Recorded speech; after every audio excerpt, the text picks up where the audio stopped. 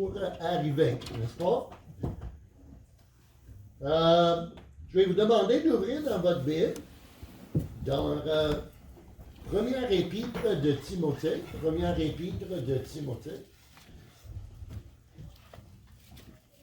j'ai échangé des textes ce matin avec Pasteur Burns, puis la famille va bien. Je vous envoie des salutations, également leur amour et des prières. Je peux garder votre droit là. Je vais vous donner un peu de mise à jour de ce qui se passe en Ontario. Donc, nous sommes là depuis le mois d'août 2019. C'est certainement une époque étrange pour débuter un ministère quelque part, n'est-ce pas? Nous sommes arrivés là mi-août 2019, puis quelques semaines après, nous avons débuté l'école. Mon travail, le travail qui prend le plus de mon temps pour le moment, c'est certainement l'école secondaire.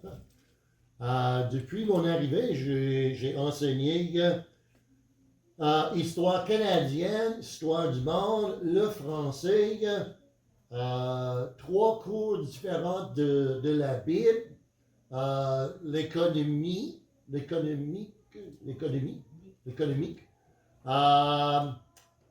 Maintenant, c'est la loi canadienne, l'anthropologie culturelle.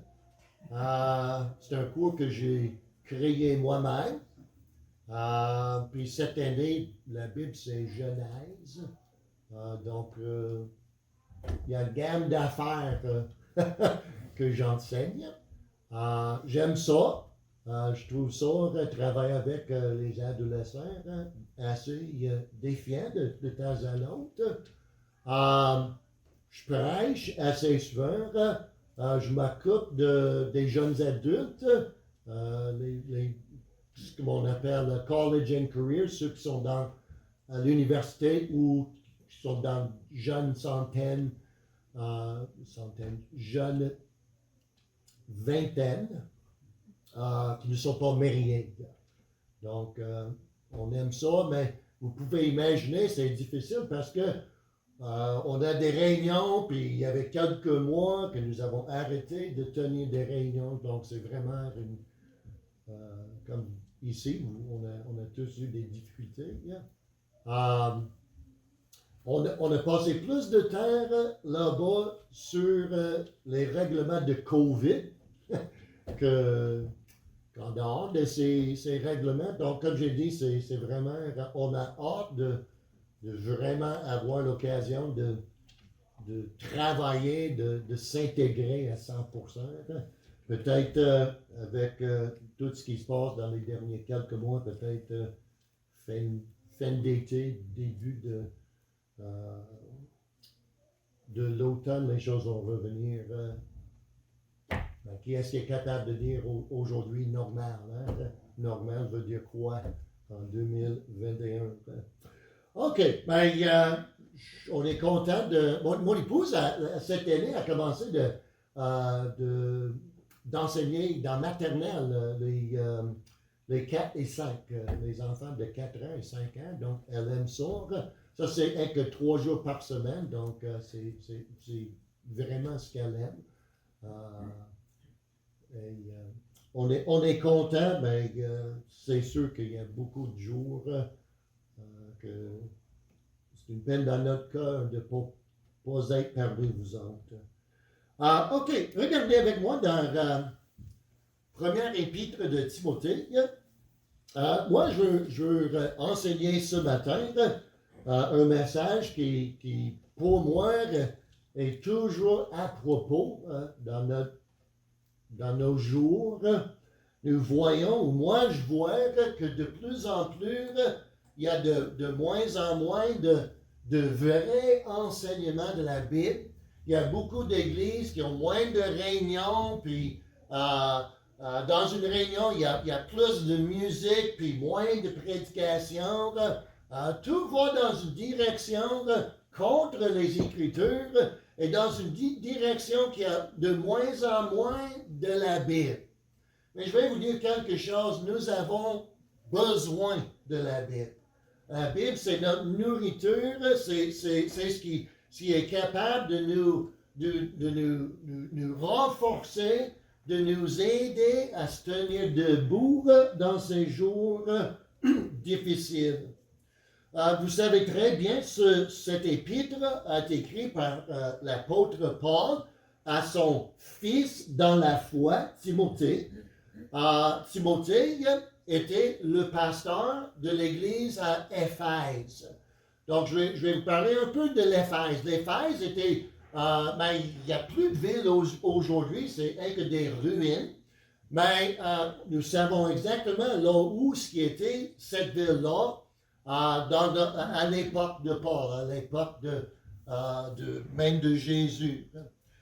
Cette ville se trouve sur la côte sud-ouest dans le pays moderne de la Turquie. Okay? C'était une grande ville, plusieurs centaines de milliers de personnes, une ville cosmopolite. Il y avait des influences venant de tout partout. C'était vraiment un carrefour dans même Moyen-Orient. Est écrit en Actes, dans le livre des Actes, une ville principale de la région. Donc, Timothée, on sait bien qu'il était un jeune homme, un jeune pasteur. Il y avait beaucoup de pression sur lui de changer sa doctrine, sa pratique. Il y avait beaucoup d'influences de toutes sortes, d'influences religieuses de toutes sortes. Mais Paul avait écrit à Timothée pour dire faut rester fort, pour continuer de prêcher l'Évangile. Regardez avec moi 1 Timothée, le premier verset. Je vais vous demander de lire. Je vais garder ma langue pour deuxième réunion. Nous allons lire les premiers 8 versets, OK? 1 à 8, faites comme vous voulez, mais lisez ces 8 versets-là. Paul, apôtre de Jésus-Christ, par le commandement de Dieu, notre Sauveur, et du Seigneur Jésus-Christ, notre espérance. À Timothée, mon vrai fils, à la fois grâce, miséricorde, paix de la part de Dieu notre Père et de Jésus-Christ notre Seigneur. Comme je t'exhortais lorsque je partis pour la Macédoine à demeurer à Éphèse, pour recommander à certaines personnes de ne pas enseigner une doctrine étrangère. Et de ne pas s'attacher à des fables, à des généalogies sans fin, qui engendrent des disputes plutôt que de l'édification en Dieu. Par la foi, je t'y exhorte encore. Le but de cette recommandation, c'est un amour venant d'un cœur pur, d'une bonne conscience et d'une foi sincère. Quelques-uns, s'en étant détournés, se sont égarés dans de vains discours. Prétendant être docteurs de la loi, quoiqu'ils n'entendent ni ce qu'ils disent, ni ce qu'ils donnent, comme certains. Or, nous savons que la loi est bonne pour celui qui en fait un usage légitime. OK? Donc, comme j'ai dit, Paul est en train d'écrire une épître à son fils dans la foi. C'était pas son vrai fils selon la chair, son fils dans la foi, quelqu'un qui avait probablement gagné au Seigneur. Puis ils ont développé ces deux-là un rapport intime dans plusieurs façons.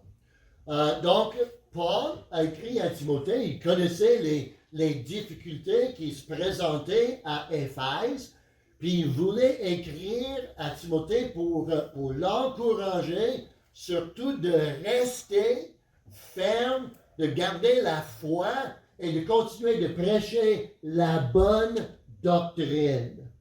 il a surtout mis l'emphase sur la prédication des Écritures.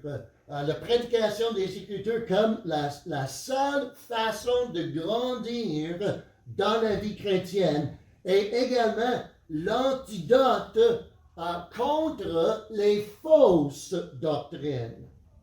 On voit, comme j'ai dit au début, on voit aujourd'hui de moins en moins de prédication de l'enseignement des Écritures. Plusieurs églises ont de moins en moins de réunions, occasions pour présenter, prêcher l'Évangile. On voit comme résultat des croyants qui sont de moins en moins stables et de moins en moins ancrés dans la parole de Dieu. Regardez avec moi dans Hébreux chapitre 5. Hébreux 5. Hébreux 5. Et regardez avec moi à partir du verset 12. Hébreux 5, 12. En effet, tandis que vous devriez être maître depuis longtemps, vous avez encore besoin d'apprendre les premiers éléments des oracles de Dieu et vous en êtes venu à avoir besoin de lait et non de nourriture solide. Or, celui qui se nourrit de lait ne comprend pas la parole de la justice car il est un petit enfant. Mais la nourriture solide est pour les hommes faits, pour ceux qui, par l'habitude, ont le jugement exercé à discerner le bien et le mal. Mais moi, je ne suis pas ici en train de vous accuser d'être des personnes qui ont besoin de lait, mais je vais vous dire, il y a une tendance aujourd'hui dans nos églises d'aller dans cette direction-là. On aime les histoires, on aime la musique, on aime les choses qu'on peut dire qu'on sont plus comme des divertissements au lieu de la parole de Dieu. Il faut toujours, en tant que croyant qui aimerait continuer de grandir, il faut toujours insister que la parole de Dieu nous soit prêchée fidèlement. Je vais vous partager ce matin 5 marques, on peut dire 5 marques d'un enseignement fidèle. Nous vivons, comme j'ai dit, il y a plusieurs églises dans notre ville qui sont plus ou moins fidèles à l'Évangile. Mais on voit qu'il y a une tendance d'aller dans une mauvaise direction. On a l'influence aujourd'hui de plus en plus de l'Internet. Et je vais vous dire, on n'a pas besoin de regarder trop loin pour voir la mauvaise ou la doctrine qui n'est pas saine. Et Dieu nous recommande, Paul a recommandé à Timothée de rester fort dans les Écritures. Donc, on va considérer 5 marques d'un enseignement fidèle. Comment reconnaître ce qui n'est pas bon et ce qui va nous aider, ce qui est capable de nous nourrir, de nous faire grandir. Premièrement, la première marque d'un enseignement fidèle, c'est basé sur la doctrine. Basé sur la doctrine. Et d'où vient notre doctrine? Les Écritures saintes. Basé sur la doctrine. Regardez à nouveau avec moi dans 1 Timothée, et verset 3. Voici le but de l'épître, ce que Paul avait en tête quand il avait écrit à Timothée et l'Église à Éphèse. Première épître, chapitre 1, verset 3. Comme je t'exhortais, lorsque je partis pour les Macédoines, à demeurer à Éphèse pour recommander à certaines personnes de ne pas enseigner une doctrine étrangère. Donc, ce que cela veut dire, il y avait des personnes à Éphèse, peut-être même dans l'église de Timothée, qui prêchaient des choses étrangères. des vérités contre la parole de Dieu. Regardez avec moi dans le deuxième épître de Timothée, 2 Timothée, et chapitre 4, 2 Timothée, chapitre 4, et à partir du verset 1, je t'en conjure, donc devant Dieu et devant le Seigneur Jésus-Christ, qui doit juger les vivants et les morts lors de son apparition et de son règne. Regardez bien, prêche la parole, insiste en temps et hors de temps, reprend, censure, exhorte en toute patience et en instruisant. Excusez. Hey, combien parmi nous on aime être repris? Vous aimez ça? Quand quelqu'un va vous reprendre, vous dites « Oh, j'aime ça! » Et dans notre monde aujourd'hui, de reprendre quelqu'un, notre monde n'aime pas ça, n'est-ce pas? Ils vont vous accuser de quoi que ce soit, ils vont vous dire, parler de vous comme une personne négative. Ils vont vous dire toutes sortes de choses. Vous allez reprendre quelqu'un, ça c'est une personne sans amour, n'est-ce pas? L'égaliste. Prêche la parole. Reprend, censure, exhorte et instruire. Et nous avons besoin de ces choses plus que jamais. Mais n'oubliez pas, toujours avec amour et patience. Nous avons besoin de la bonne doctrine. Nous avons besoin d'entendre plus que jamais la parole de Dieu prêchée fidèlement. Regardez avec moi dans le premier épître de Timothée, 1 Pierre et chapitre 2. Et le verset 2. C'est un verset, on connaît tous très bien ce verset, mais hey, notre vie doit être basée de tel verset. Verset 2. Désirez avec quoi? Ardeur. Comme des enfants nouvellement nés, le lait spirituel et pur, afin que vous croisiez par son moyen. Et nous avons besoin de la parole de Dieu pour continuer de grandir dans notre vie chrétienne. Et êtes-vous fatigué? Je ne veux pas entendre une autre prédication. Nous avons besoin de l'enseignement de la parole de Dieu. Ne se fatiguez jamais d'entendre de la parole de Dieu. Moi, j'ai toujours avait dans mon cœur, en tant que pasteur, de donner la parole. Parce que moi, je sais que la croissance spirituelle des jeunes ne dépend pas de bonnes histoires que je vais dire, des expériences que j'avais dans ma vie. La vie chrétienne des personnes-là ne dépend pas de ces choses-là. Ça dépend de ma capacité de dispenser la parole de Dieu.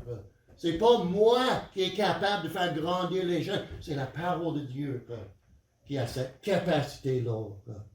Première marque d'un bon enseignement, un enseignement fidèle, ça va être toujours basé sur la bonne doctrine.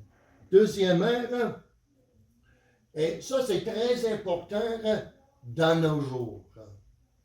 Hey, est-ce que les jeunes ont posé des questions au sujet de qu'est-ce qui se passe dans notre monde depuis un an? Hein?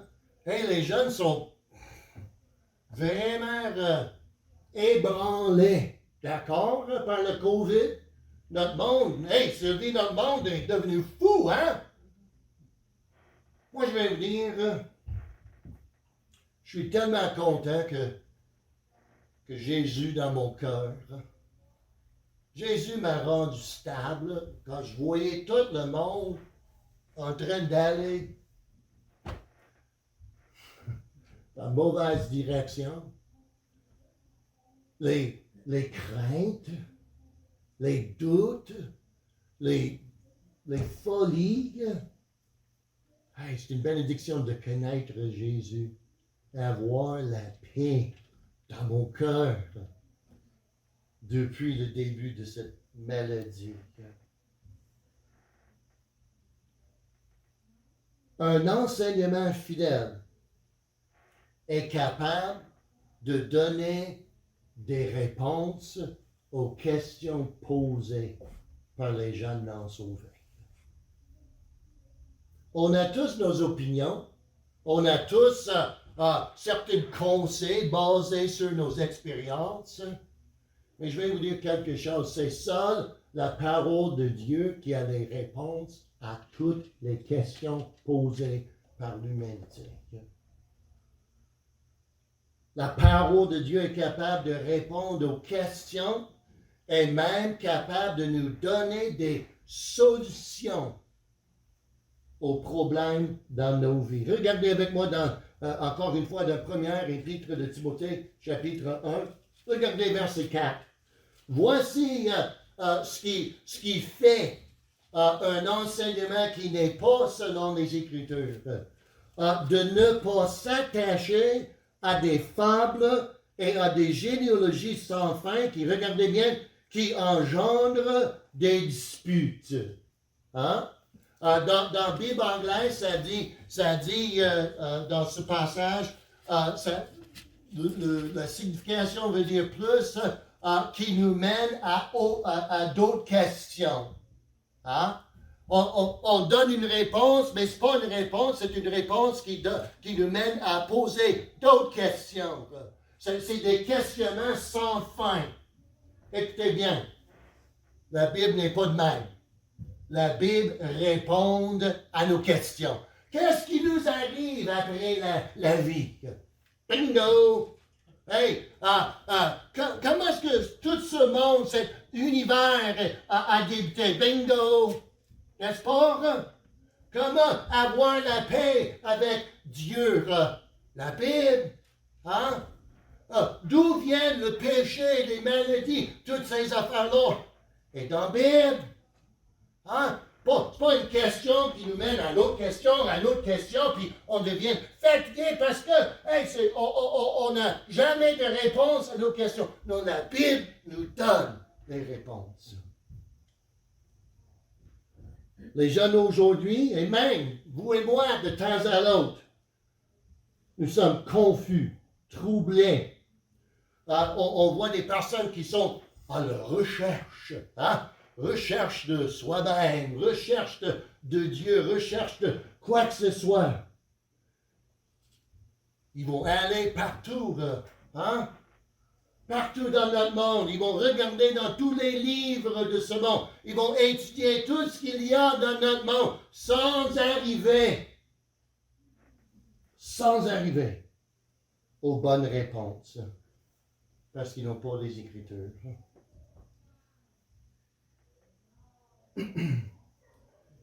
Et tristement, ce que je vois dans les églises aujourd'hui, au lieu de continuer de pourvoir aux besoins des jeunes, au lieu aujourd'hui de donner des réponses qui se trouvent dans les Écritures, on leur donne un concert, la musique, de belles histoires.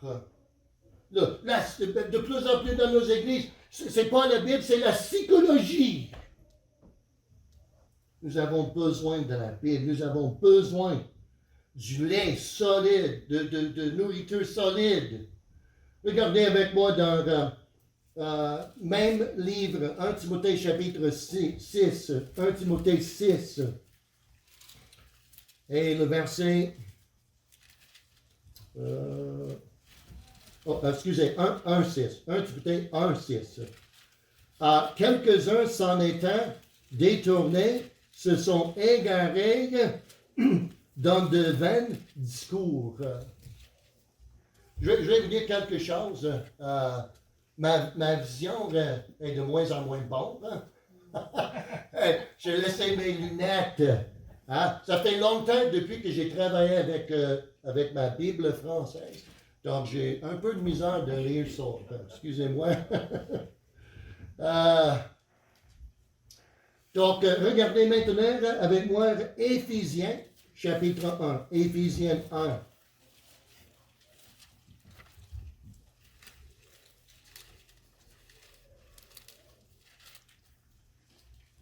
Et verset 13. En lui, vous êtes aussi, après avoir entendu la parole de quoi? De la vérité.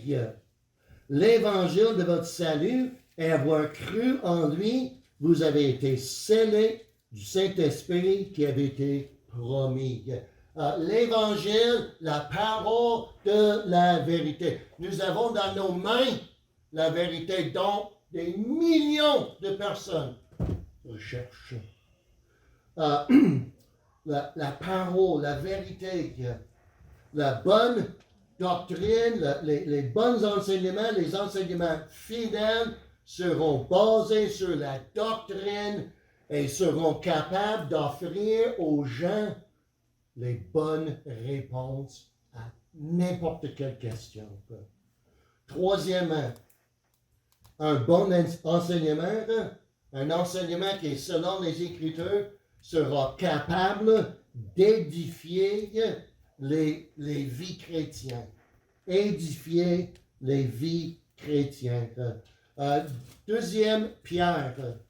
2 Pierre, chapitre 3.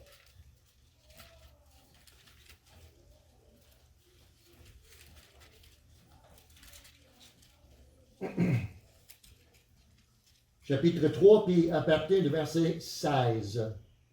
Et comme il le fait, en parlant de c'est Pierre qui parlait de l'apôtre Paul, donc c'est ça, il le fait, Paul le fait, dans toutes ses épîtres, quand il y parle de ces choses, parmi lesquelles il en est difficile à entendre que les personnes ignorantes et mal assurées tordent, comme les autres Écritures, à leur propre perdition. Vous donc, bien-aimés, qui êtes avertis, soyez sur vos gardes, de peur qu'entraînés par l'égarement des impies, vous ne veniez à déchoir de votre fermeté. Regardez bien le verset 18. Mais croisez dans la grâce et dans la connaissance de notre Seigneur et Sauveur Jésus-Christ. Hey, êtes-vous arrivé dans votre connaissance de Jésus? Est-ce que vous êtes arrivé un jour, puis vous êtes là, vous êtes en train de lire la Bible, puis vous dites, eh ben, je comprends tout maintenant, j'ai plus besoin de la Bible. Moi, je ne suis pas arrivé là. Moi, savez-vous quoi? Je ne vais jamais arriver là. J'aurai toujours besoin de la parole de Dieu. Pour quelle raison? Afin de croisier, n'est-ce pas? Dans la parole et dans la grâce et la connaissance de Jésus. La parole de Dieu, les enseignements fidèles sont capables de nous faire grandir spirituellement. Regardez avec moi dans Éphésiens chapitre 4. Éphésiens 4.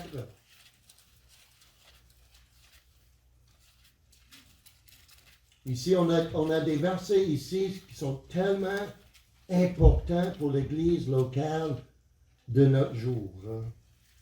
Éphésiens 4 et verset 11. C'est aussi lui, en parlant de Jésus, qui a établi les uns apôtres, les autres prophètes, les autres évangélistes et les autres pasteurs et docteurs. Okay? Donc, Dieu a établi l'Église locale. Il avait populé l'Église locale avec des pasteurs, des évangélistes, même au début, les apôtres. Pour quelle raison? Pour quel but? Pour le perfectionnement des saints. Hein? Le perfectionnement des saints.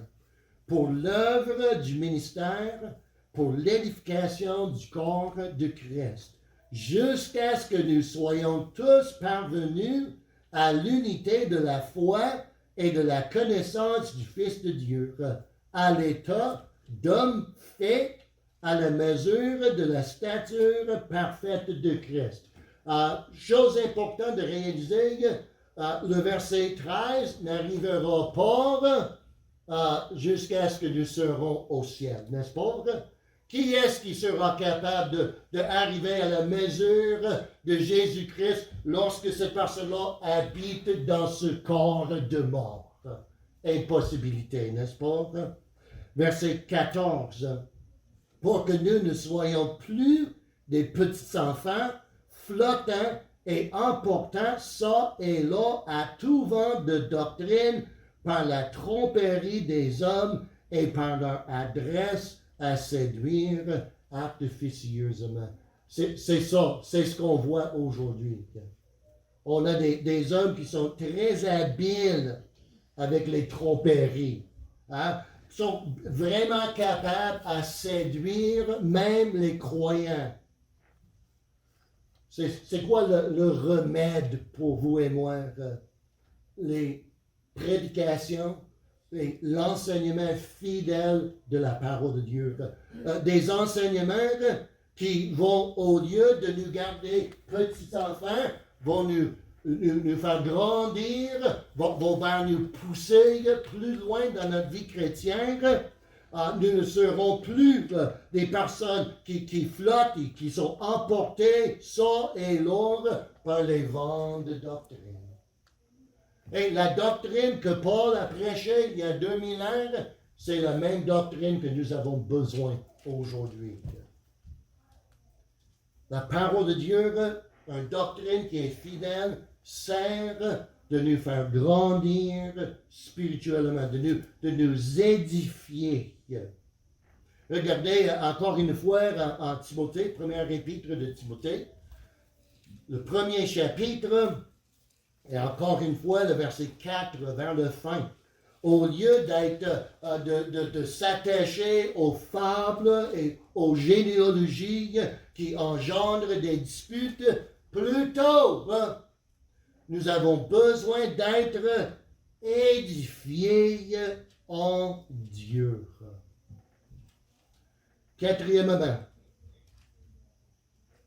un enseignement fidèle sera enraciné dans la charité.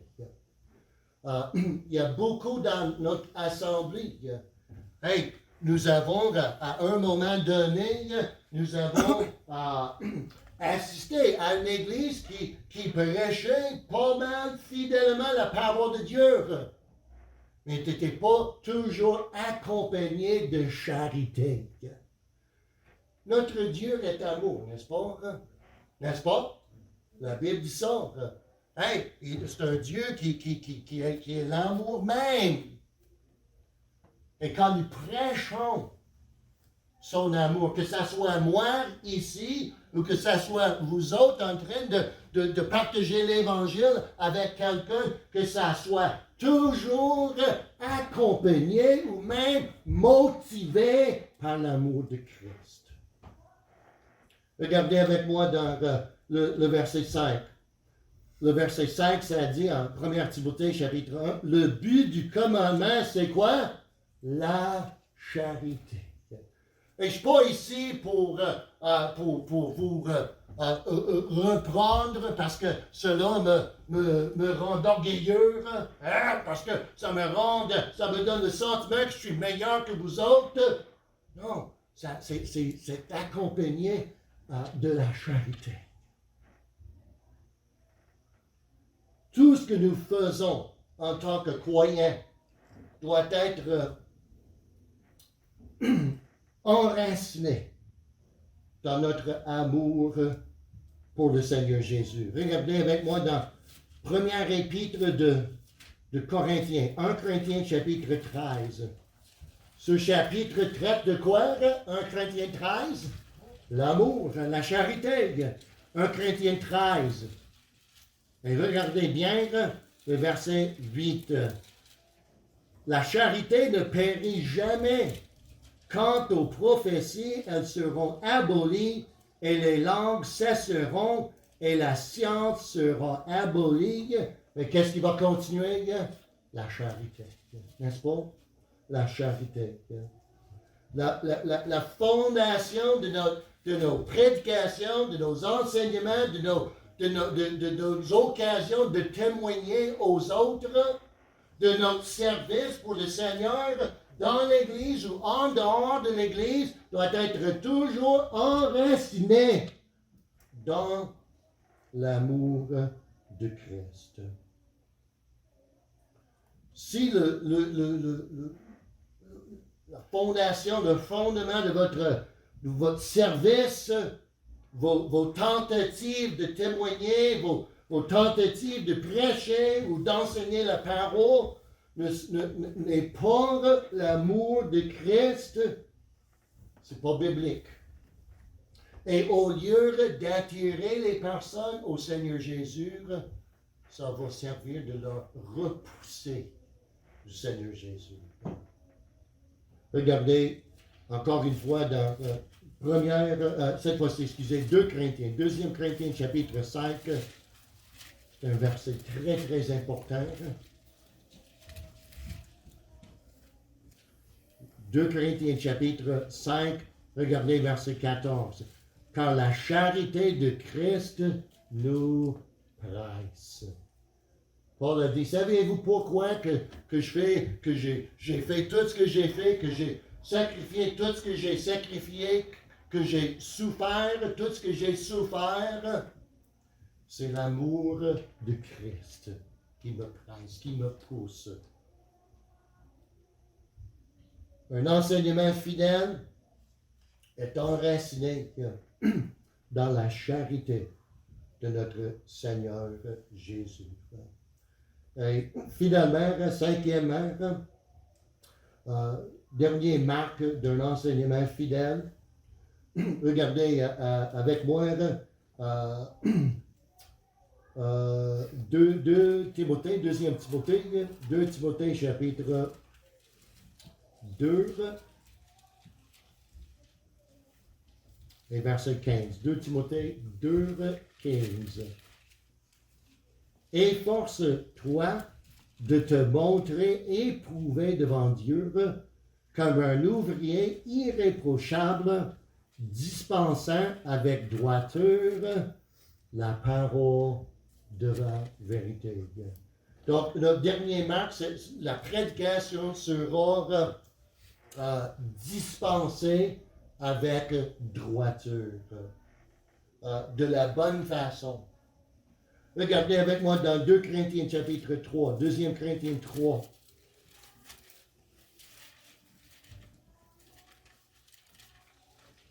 Donc, qu'est-ce que cela veut dire avec droiture? 2 Corinthiens 3, à partir du verset 6, qui lui aussi nous a rendus capables d'être ministres de la nouvelle alliance, non de la lettre, mais de l'esprit. Car la lettre tue, mais l'esprit vivifie.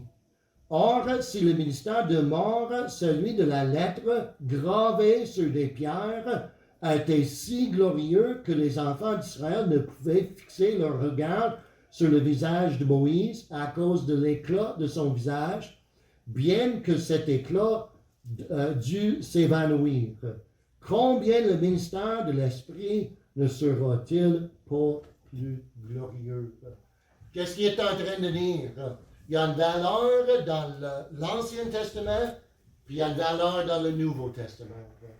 Et moi, je vais vous dire, ce que je vois aujourd'hui, on a de plus en plus de prédications au sujet du Nouveau Testament.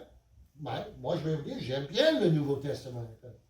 Mais si vous allez vraiment devenir fort dans la parole de Dieu, devenir vraiment fort dans votre vie chrétienne, vous allez également sonder l'Ancien Testament. Moi, je rencontre constamment des croyants qui n'ont jamais lu même les livres les plus importants dans l'Ancien Testament.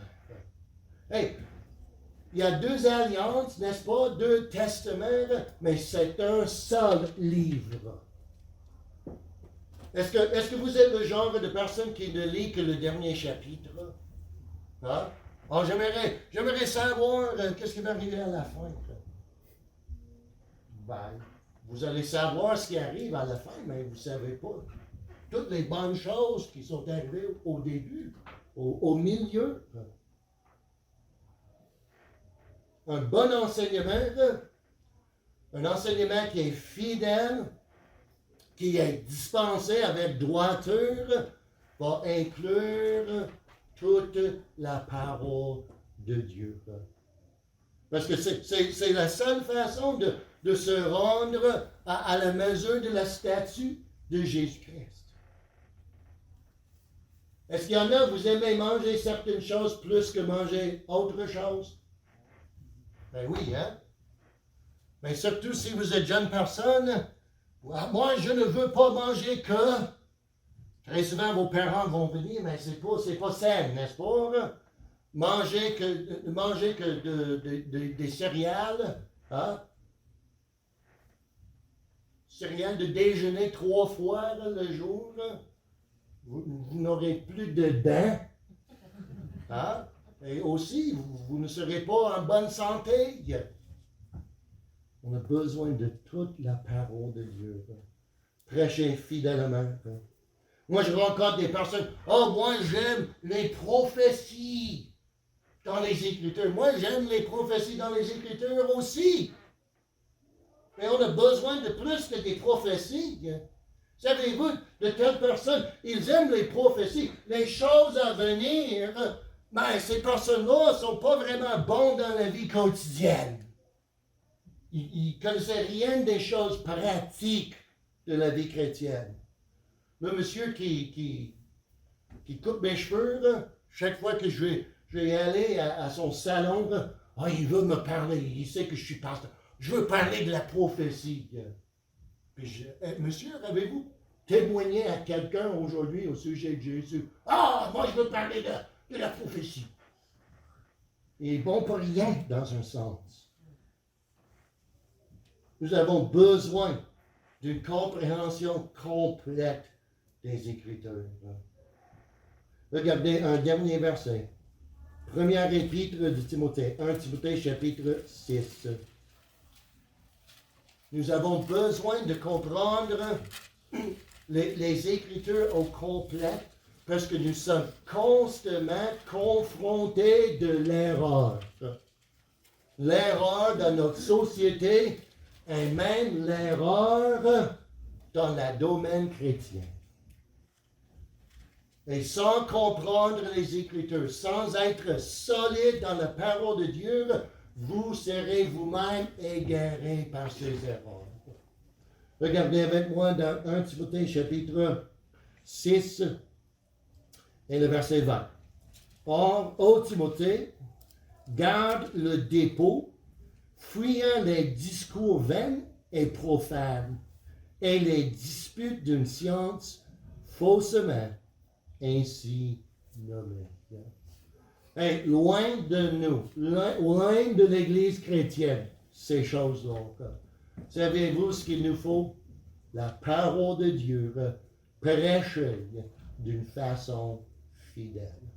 Père Céleste, merci pour ta parole, merci pour l'occasion de se réunir.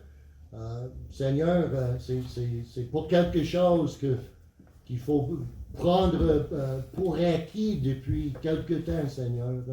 C'est une bénédiction de se réunir et avoir la communion. Et Seigneur, d'être capable d'entendre la parole de Dieu prêcher, non seulement fidèlement, Seigneur, mais